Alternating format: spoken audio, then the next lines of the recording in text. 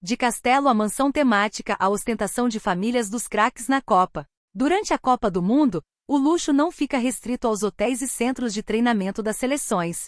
Enquanto os craques se concentram para as partidas, suas famílias também buscam conforto e privacidade para acompanhar o torneio de perto. Piscinas, áreas de lazer, quartos amplos, ambientes temáticos. Segurança reforçada e localização privilegiada fazem parte de um pacote de propriedades que chegam a custar milhões de dólares por temporada. Bruna Biancardi, esposa do atacante Neymar, optou por uma mansão em Orlando avaliada em 30 milhões de reais. O imóvel de 3 andares oferece 13 quartos, cinema privativo e até uma pista de boliche. O pai do jogador, por sua vez, escolheu um casarão em um condomínio de luxo com 16 quartos, piscina, academia, quadra de basquete e salão de jogos. O destaque da residência fica por conta da decoração temática de Star Wars, que inclui uma réplica em tamanho real de Darth Vader. Localizado a menos de 15 minutos dos parques da Disney, o condomínio possui imóveis avaliados em 75,3 milhões de reais, com diárias que alcançam 20,2 mil reais. Outra propriedade, avaliada em 55 milhões de reais, impressiona por seus 3 andares, piscina com spa integrado, academia e cachoeiras artificiais. A família de Lucas Paquetá também investiu em mordomias durante a estadia na Flórida. O local, exibido nas redes sociais pela esposa do jogador, Duda Fournier, dispõe de salão de jogos com mesa de totó, cinema e quartos decorados com temas de princesas da Disney. Já o craque português reservou um imóvel situado em uma ilha privada na região metropolitana de Miami. O condomínio, famoso por atrair celebridades, oferece infraestrutura completa com marina privativa, spa, academia, serviço de concierge e segurança 24 horas. Com valor de mercado na casa dos 20 milhões de reais, a propriedade tem diárias que superam os 25 mil reais.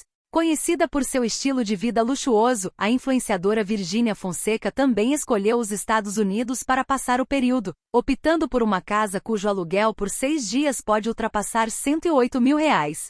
Batizado de The Iron Mansion, o imóvel na Flórida mais parece um parque de diversões particular, ostentando um carro esportivo azul em tamanho real e uma enorme estátua do Homem de Ferro na decoração. É impossível não olhar para esse cenário de ostentação e não fazer um exercício de reflexão sobre como o futebol, e consequentemente a vida de quem orbita em torno dessas grandes estrelas, mudou drasticamente nas últimas décadas. Quando falamos de nomes como Neymar, Lucas Paquetá, e até mesmo figuras que se tornaram ícones da cultura pop como Virgínia Fonseca, estamos falando de personalidades que não são apenas atletas ou influenciadores. Eles são marcas globais, empresas ambulantes que transformaram a privacidade em um artigo de luxo absoluto.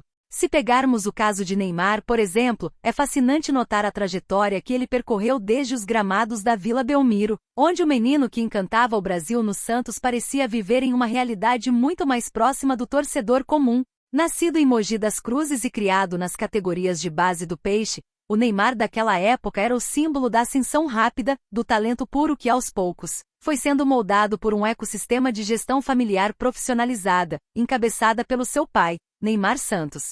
A transição para o Barcelona, a ida ao Paris Saint-Germain e agora o momento no futebol saudita, consolidaram não apenas a conta bancária, mas o modo de vida que exige essa blindagem de castelos e mansões temáticas. O pai do craque, que sempre foi a figura central e o mentor estratégico de toda essa estrutura, hoje opera em uma escala de gestão patrimonial que impressiona qualquer investidor. Ver o pai de Neymar optando por um imóvel que mistura a imponência de um casarão com a excentricidade de uma decoração de Star Wars, com direito a Darth Vader em tamanho real, é a prova de que a infância dos filhos e netos agora é vivida em um ambiente de fantasia materializada. É curioso notar como esse comportamento se repete em outros núcleos familiares, como no caso de Lucas Paquetá. O jogador, revelado pelo Flamengo, teve uma ascensão que passou pelo Milan e pelo Lyon antes de encontrar seu espaço na Premier League. A esposa, Duda Fournier, que se tornou uma figura muito querida pelo público nas redes sociais, reflete essa nova geração de esposas de atletas que não apenas acompanham a carreira, mas que gerenciam a imagem da família e a rotina de conforto necessária para que o jogador consiga ter paz em períodos de alta pressão, como uma Copa do Mundo.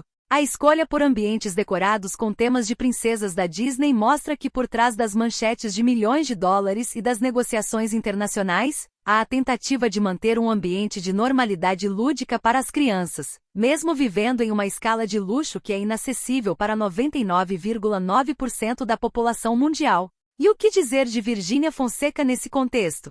Ela, que é um fenômeno à parte, representa uma mudança de paradigma na comunicação. Diferente dos atletas, cuja fama vem do desempenho físico, a fama de Virgínia é construída na tela do celular, na exposição da rotina e no consumo aspiracional. Quando ela escolhe uma mansão como a The Iron Mansion, com estátua do Homem de Ferro e carro esportivo, ela está entregando para o seu público exatamente o que ele espera: a materialização do sonho de consumo extremo. A trajetória dela, que começou com vídeos de dança e hoje envolve um império de cosméticos e publicidade, é o retrato perfeito da era das redes sociais, onde a fronteira entre a vida privada e o conteúdo de entretenimento simplesmente deixou de existir. A correlação entre esses dois mundos, o do futebol de elite e o dos influenciadores de primeira linha, é cada vez mais estreita. Todos eles buscam refúgio na Flórida por uma combinação de fatores: clima, infraestrutura, segurança e, claro, a possibilidade de viver em bolhas onde o anonimato é garantido pelo alto custo de entrada.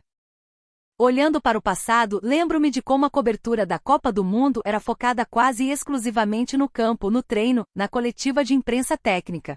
Hoje, o entorno, a estadia e a logística familiar viraram notícia de primeira página. Isso mostra que o futebol se tornou um estilo de vida completo. O craque português mencionado, com sua reserva em ilha privada, segue uma cartilha de descrição absoluta que ele construiu ao longo de 2 décadas. Ele, que saiu da Ilha da Madeira, em Portugal, para conquistar o mundo em Manchester, Madrid e Turim, sempre foi muito zeloso com sua imagem e com o conforto de sua família. Para ele, o luxo não é apenas ostentação, é, sobretudo, controle de acesso.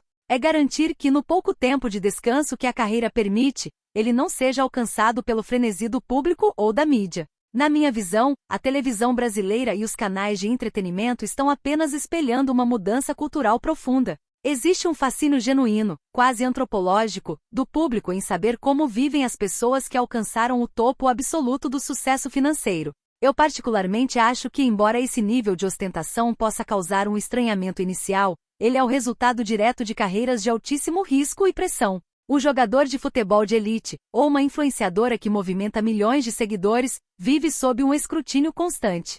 A casa temática, o cinema privativo e o spa na sala de estar não são apenas luxos vazios, são as ferramentas que eles encontraram para criar um santuário próprio. Entretanto, precisamos ser críticos. Esse cenário de R$108 mil por uma estadia curta nos faz questionar os limites da desigualdade.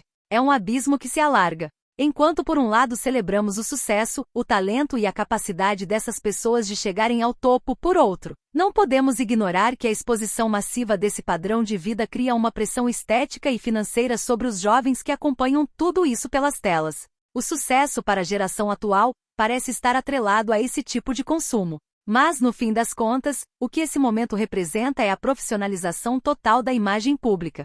Hoje não existe mais o tempo livre onde o famoso não está produzindo conteúdo ou sendo monitorado. Essas mansões são, na verdade, extensões dos locais de trabalho. Elas são cenários, estúdios de gravação e centros de operações.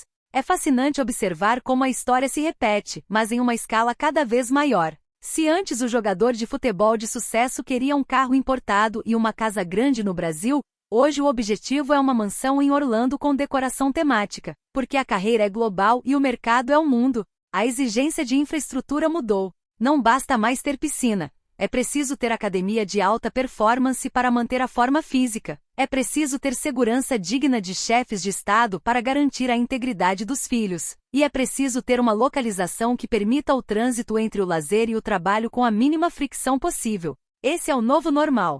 E se o passado nos ensinou algo, é que as estrelas do esporte e do entretenimento sempre buscarão formas de se isolar em seus próprios castelos de vidro, onde a única coisa que entra além do conforto é a admiração ou a inveja de quem os assiste lá de fora. No fim, a gente acompanha tudo isso com uma mistura de curiosidade, um pouco de deslumbre e a eterna reflexão sobre o que é, afinal, a felicidade quando você pode comprar qualquer coisa, menos o tempo que passa rápido demais.